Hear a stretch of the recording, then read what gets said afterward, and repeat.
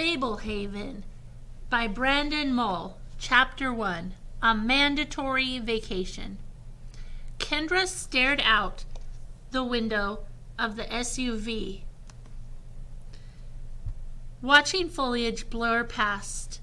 When the flurry of motion became too much, she looked up ahead and fixed her gaze on a particular tree, following it as it slowly approached, streaked past, and then gradually receded behind her.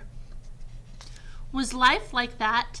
You could look ahead to the future or back at the past, but the present moved too quickly to absorb? Maybe sometimes. Not today. Today they were driving along an endless two-lane highway through the forested hills of Connecticut. "Why didn't you tell us Grandpa Sorensen lived in India?" Seth complained. Her brother was 11 and heading into 6th grade. He had grown very weary of his handheld video game, evidence that they were on a truly epic drive. Mom twisted to face the back seat. "It won't be much longer. Enjoy the scenery." "I'm hungry," Seth said. Mom started rummaging through a grocery bag full of snack food. "Peanut butter and crackers?" Seth reached forward for the crackers. Dad, driving, asked for some almond roca. Last Christmas, he had decided that almond roca was his favorite candy and that he should have some on hand all year long. Nearly 6 months later, he was still honoring his resolution. "Do you want anything, Kendra?" "I'm fine." Kendra returned her attention to the frantic parade of trees. Her parents were leaving on a 17-day Scandinavian cruise with all the aunts and uncles on her mother's side. They were all going for free. Not because they'd won a contest. They were going on a cruise because Kendra's grandparents had asphyxiated. Grandma and Grandpa Larson had been visiting relatives in South Carolina. The relatives lived in a trailer. The trailer had some sort of malfunction involving a gas leak, and they all died in their sleep. Long ago, Grandma and Grandpa Larson had specified that when they died, all their children and their spouses were to use an allocated sum of money to go on a Scandinavian cruise. The grandchildren were not invited. "Won't you get bored, stuck on a boat for 17 days? Kendra asked. Dad glanced at her in the rearview mirror. "The food is supposed to be incredible. Snails, fish eggs, the works." "We're not all that thrilled about the trip," Mom said sadly. "I don't think your grandparents envisioned an accidental death when they made this request. But we'll make the best of it." "The ship stops in ports as you go," Dad said, deliberately redirecting the conversation. "You get to disembark for part of the time." "Is this car ride going to last 17 days? Seth asked. "We're nearly there," Dad said. "Do we have to stay with Grandma and Grandpa Sorensen?" asked Kendra. "It'll be fun," Dad said. "You should feel honored. They almost never invite anyone to stay with them." "Exactly. We barely know them. They're hermits." "Well, they were my parents," Dad said. "Somehow I survived." The road stopped winding through forested hills as it passed through a town. They idled at a stoplight, and Kendra stared at an overweight woman gassing up her minivan. The front windshield of the minivan was dirty, but the woman seemed to have no intention of washing it. Kendra glanced up front. The windshield of the SUV was filthy, smeared with dead bugs, even though Dad had squeegeed it when they last stopped to refuel. They had driven all the way from Rochester today. Kendra knew that Grandma and Grandpa Sorensen had not invited them to stay. She had overheard when Mom had approached Grandpa Sorensen about letting the kids stay with him. It was at the funeral. The memory of the funeral made Kendra shiver. There was a wake beforehand where Grandma and Grandpa Larson showcased in matching caskets. Kendra did not like seeing Grandpa Larson wearing makeup. What lunatic had decided that when people died, you should hire a taxidermist to fix them up for one final look? Ugh. She would much rather remember them alive than on grotesque display in their Sunday best. The Larsons were the grandparents who had been part of their life. They had shared many holidays and long visits. Kendra could hardly remember spending time with Grandma and Grandpa Sorensen. They had inherited some estate in Connecticut. around the time her parents were married. The Sorensens had never invited them to visit, and rarely made the trek out to Rochester. When they came, it was generally one or the other. They had only come together twice. The Sorensens were nice, but their visits had been too infrequent and brief for real bonding to occur. Kendra knew that Grandma had taught history at some college, and that Grandpa had traveled a lot, running a small importing business.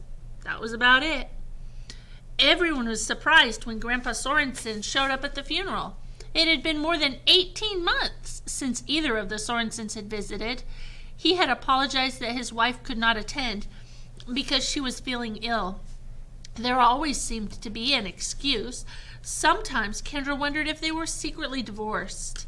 Toward the end of the wake, Kendra overheard Mom cajoling Grandpa Sorensen to watch the kids. They were in a hallway around the corner from the viewing area. Kendra heard them talking before she reached the corner and paused to eavesdrop. Why can't they stay with Marcy? Normally they would, but Marcy is coming on the cruise. Kendra peeked around the corner. Grandpa Sorensen was wearing a brown jacket with patches on the elbows and a bow tie. Where are Marcy's kids going? To her in-laws. What about a babysitter? 2.5 weeks is a long time for a sitter. I remembered you had mentioned having them over sometime. Yes, I recall. Does it have to be late June? Why not July? The cruise is on a time frame. What's the difference? Things get extra busy around then. I don't know, Kate. I'm out of practice with children. Stan, I don't want to go on this cruise. It was important to my parents, so we're going. I don't mean to twist your arm. Mom sounded on the verge of tears. Grandpa Sorensen sighed. I suppose we could find a place to lock them up. Kendra moved away from the hall at that point. She had quietly worried about staying with Grandpa Sorensen ever since. Having left the town behind, the SUV climbed up a steep grade. Then the road curved around a lake and got lost among low forested hills. Every so often they passed a mailbox. Sometimes a house was visible through the trees. Sometimes there was only a long driveway. They turned onto a narrower road and kept driving. Kendra leaned forward and checked the gas gauge. Dad, you're under 1/4 of a tank, she said. We're almost there. We'll fill up after we drop you kids off. Can't we come on the cruise? Seth asked. We could hide in the lifeboats. You could sneak us food. You kids will have much more fun with Grandma and Grandpa Sorensen, Mom said. You just wait. Give it a chance. Here we are, Dad said. They pulled off the road onto a gravel driveway. Kendra could see no sign of a house, only the driveway angling out of sight into the trees. Tires crunching over the gravel, they passed several signs advertising that they were on private property. Other signs warded off trespassers. They came to a low metal gate that hung open but could be shut to prevent access. This is the longest driveway in the world, Seth complained. The farther they advanced, the less conventional the signs became. Private property and no trespassing gave way to signs, beware of 12 gauge, and trespassers will be persecuted. These signs are funny, Seth said. More like creepy, Kendra muttered. Rounding another bend, the driveway reached a tall, wrought iron fence topped with fleur-de-lis. The double gate stood open. The fence extended off into the trees as far as Kendra could see in either direction. Near the fence stood a final sign, Certain death awaits. Is Grandpa Sorensen paranoid? Kendra asked. The signs are a joke, Dad said. He inherited this land. I'm sure the fence came with it. After they passed through the gate, there was still no house in sight, just more trees and shrubs. They drove across a small bridge spanning a creek and climbed a shallow slope. There the trees ended abruptly, bringing the house into view from across a vast front lawn. The house was big, but not enormous, with lots of gables and even a turret. After the wrought iron gate, Kendra had expected a castle or a mansion. Constructed out of dark wood and stone, the house looked old, but in good repair. The grounds were more impressive. A bright flower garden bloomed in front of the house. Manicured hedges and a fish pond added character to the yard. Behind the house loomed an immense brown barn, at least 5 stories tall, topped by a weather vane. I love it, Mom said. I wish we were all staying. You've never been here? Kendra asked. No, your father came here a couple of times before we were married.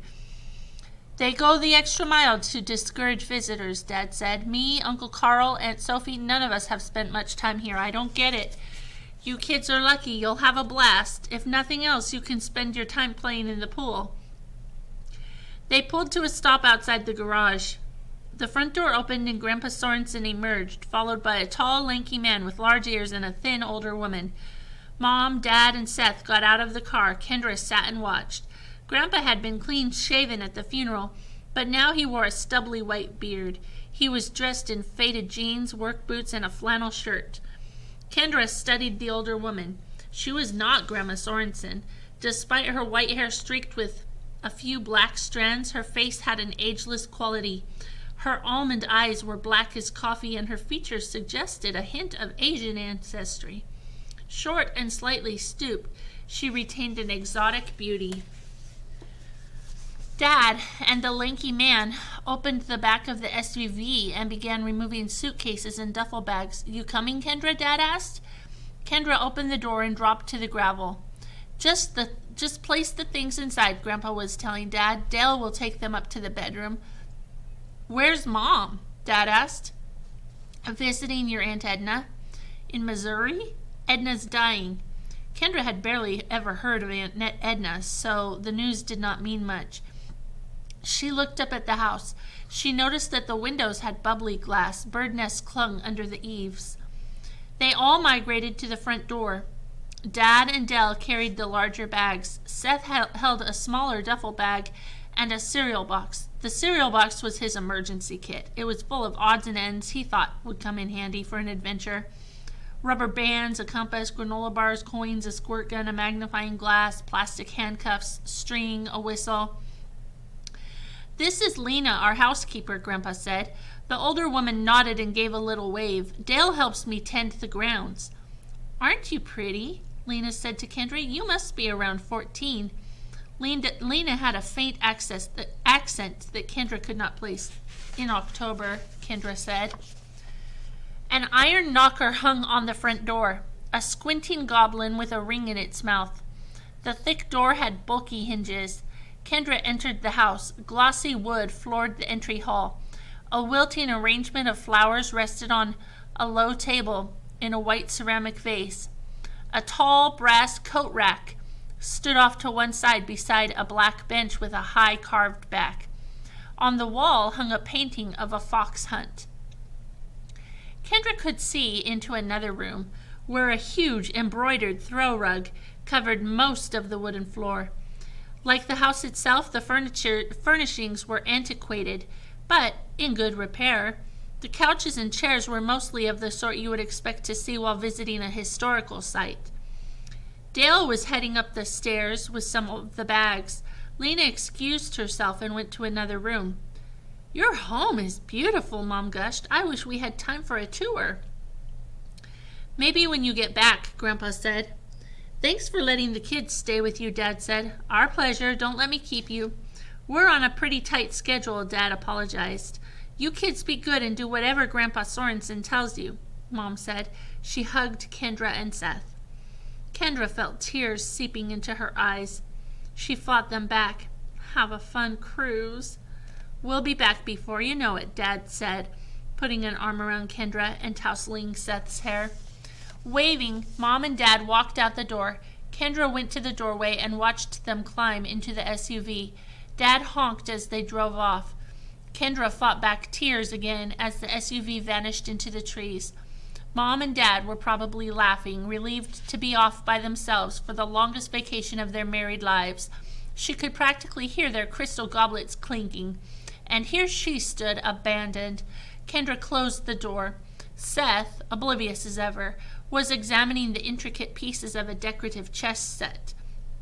Grandpa stood in the entry hall, watching Seth and looking politely uncomfortable. Leave the chess pieces alone, Kendra said. They look expensive. Oh, he's all right, Grandpa said. By the way he said it, Kendra could tell he was relieved to see Seth putting the pieces down. Shall I show you to your room? They followed Grandpa up the stairs and down a carpeted hall to the foot of a narrow wooden staircase leading up to a white door. Grandpa continued on up the creaking steps. "We don't often have guests, especially children," Grandpa said over his shoulder. "I think you'll be most comfortable in the attic." He opened the door and they entered after him. Braced for cobwebs and torture devices, Kendra was relieved to find that the attic was a cheerful playroom, spacious, clean, and bright. The long room had a pair of beds, shelves crowded with children's books, freestanding wardrobes, tidy dressers, a unicorn rocking horse, multiple toy chests, and a hen in a cage. Seth went straight for the chicken. "Cool!" He poked a finger through the slender bars, trying to touch the orange gold feathers. "Careful, Seth," Kendra warned. "He'll be fine," Grandpa said. "Goldilocks is more a house pet than a barnyard hen. Your grandmother usually takes care of her. I figured you kids wouldn't mind filling in while she's gone. You'll need to feed her, clean her cage, and collect her eggs." "She lays eggs?" Seth looked astonished and delighted. "An egg or two a day if you keep her well fed," Grandpa said. He pointed to a white plastic bucket full of kernels near the cage. "A scoop in the morning and another in the evening should take care of her. You'll want to change the lining of her cage every couple days and make sure she has plenty of water. Every morning we give her a tiny bowl of milk." Grandpa winked. "That's the secret behind her egg production." "Can we ever take her out?" The hen moved close enough for Seth to stroke her feathers with one finger. "Just put her back afterwards." Grandpa bent down to put a finger in the cage, and Goldilocks instantly pecked at it. Grandpa withdrew his hand. "Never liked me much." "Some of these toys look expensive," Kendra said, standing beside an ornate Victorian dollhouse.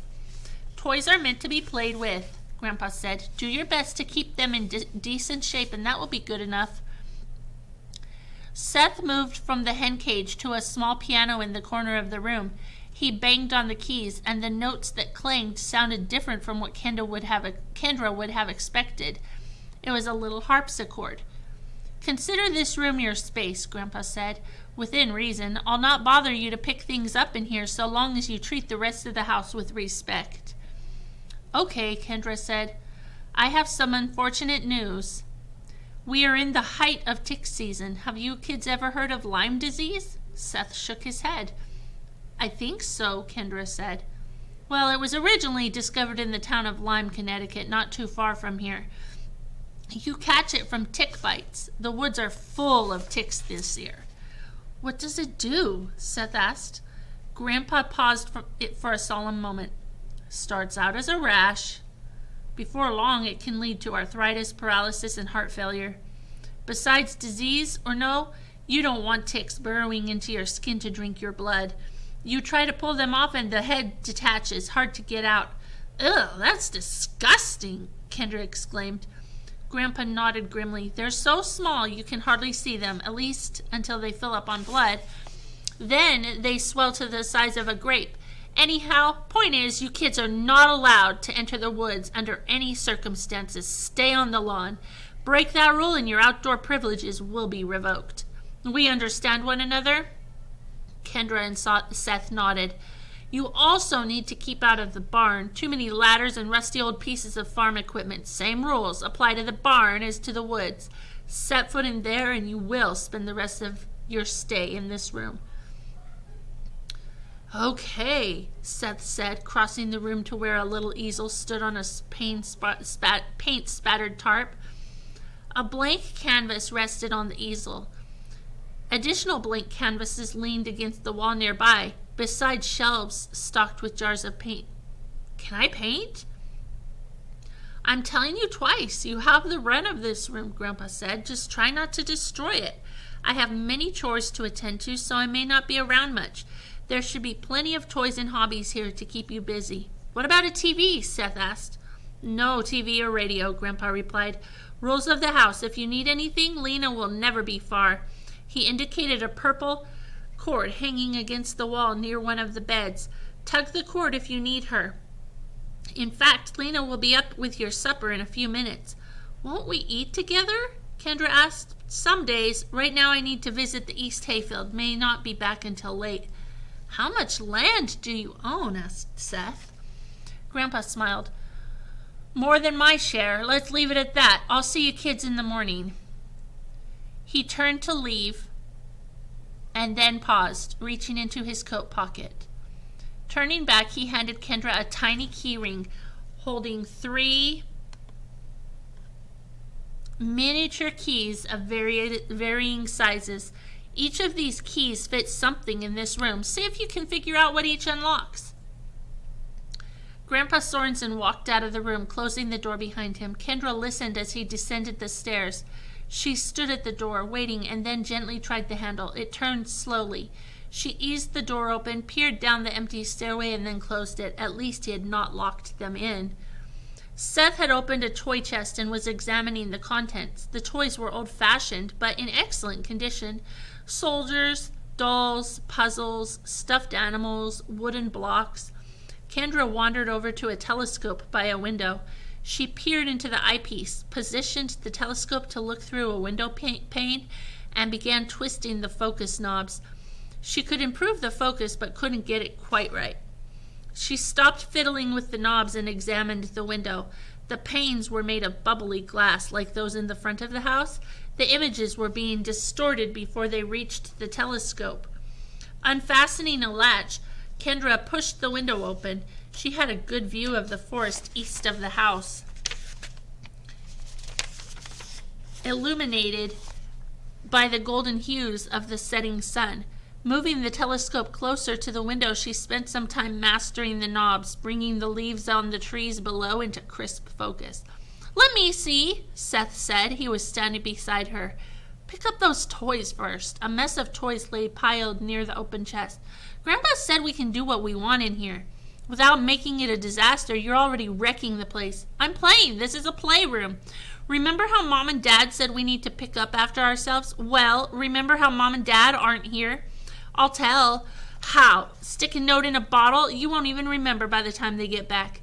Kendra noticed a calendar on the wall. "I'll write it on the calendar." "Good, and I'll look through the telescope while you do that." "This is the one thing in the room I was doing. Why don't you find something else?" "I didn't notice the telescope. Why don't you share? Don't Mom and Dad also tell us to share?" "Fine," Kendra said. "It's all yours, but I'm closing the window. Bugs are coming in. Whatever." She shut the window. Seth looked into the eyepiece and started twisting the focus knobs. Kendra took a closer look at the calendar. It was from 1953. Each month was accompanied by an illustration of a fairyland palace. She turned the calendar to June. Today was June 11th. The days of the week did not match up, but she could still count down to when her parents would return. They would be back on June 28th. "This stupid thing won't even focus," Seth complained. Kendra smiled.